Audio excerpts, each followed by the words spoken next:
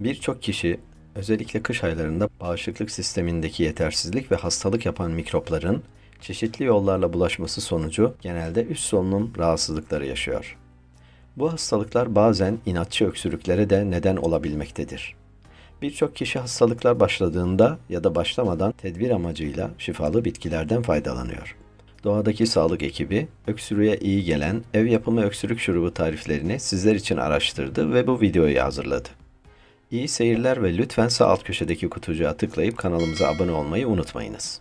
İnternette insanlar, doğal öksürük şurubu nasıl yapılır, öksürük kesici şurup evde nasıl yapılır ve kuru öksürük için evde ne yapılabilir gibi sorulara cevap arıyorlar. 3 hafta veya daha kısa süreli olarak ortaya çıkan öksürük şikayetleri, akut, kısa süreli veya yeni başlangıçlı öksürük olarak isimlendirilir. Daha uzun süreli devam eden öksürükler ise kronik öksürük olarak tanımlanır.